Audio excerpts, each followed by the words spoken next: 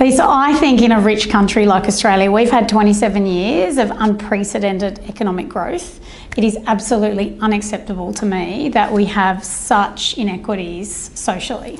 So on any given night, at the moment, we have 1 in 200 people that are homeless. That's increased by 14% over the last 2 census periods. That's unacceptable. You know, we have a situation where if you have a mental health problem or a disability, you are less likely to be employed, you're less likely to reach the same kind of educational attainment standards. That's not okay. And I could go on. We have place-based disadvantage. We have around 17% of our kids living in poverty. Our inequities are vast, and particularly if you look at our failure to address the gaps between our Indigenous and non-Indigenous Australians.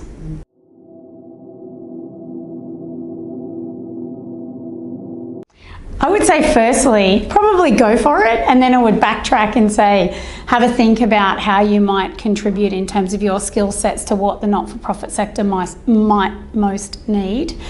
I think that, you know, I have a fundamental belief that we all have a role to play in creating social change. And I believe that fundamentally, whether you come from the corporate sector, whether you're in government, whether you're playing in the not-for-profit sector already, if you're in social enterprise, if you're in philanthropy, I think that all of us as individuals have a role to play to contribute to social change. And so I don't think that you necessarily need to be in the not-for-profit sector to help create that. I think if the fit is right, absolutely go for it, but come in eyes wide open around the challenges that the sector presents, as well as the fabulous opportunities. And so some of those things would include margins are super tight. If you look at the ACNC data that we've analysed over the last few years, we've seen revenue in the not-for-profit sector go up, but actually the margins are super tight across most not-for-profits. Many are operating on a shoestring in terms of the balance between their, you know, P&L lines at the end of the year. And actually the reality is a whole lot of not-for-profits don't have more than sort of 6 months worth of income to support them if they got no more funding in tomorrow. So margins are tight. People work off very tight operating lines.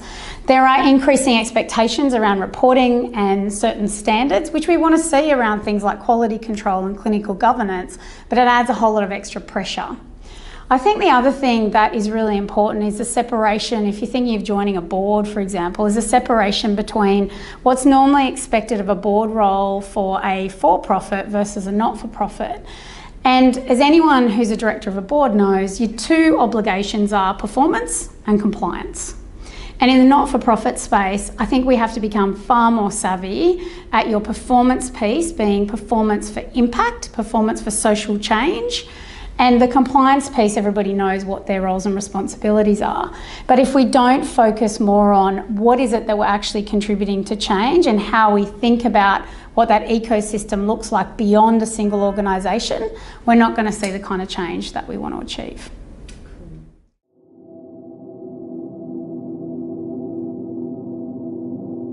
I think everyone has a role and responsibility to contribute to social change, and I see almost like that future vision of imagine what kind of society we could live in almost as a big jigsaw puzzle.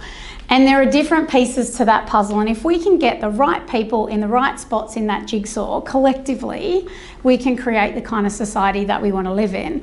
And so I think that there is great opportunity to contribute something pretty incredible to our future and the kind of society that you want your kids, your parents, your nieces, your nephews to actually live in.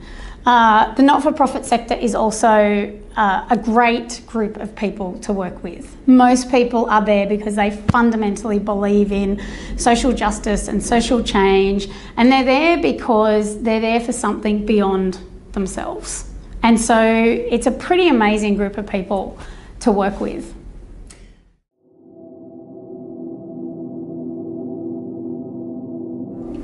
I think that the not-for-profit space, where you see this done successfully, and obviously like any industry, there are people that do this better and worse.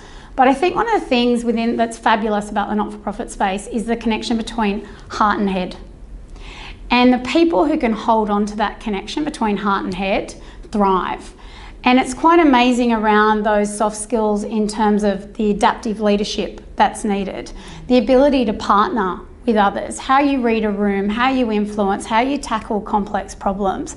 How do you actually influence something when politically it's not a good idea because somebody might lose the next election on that basis? How do we shift things when actually it's a generation away? How do you set the kind of vision that's far beyond something that we can see tomorrow, next year, or in 3 years' time? These are super complex problems and nobody can solve them on their own. And I think, for people that want to be challenged and to think big picture, not-for-profit sector is absolutely the place to be.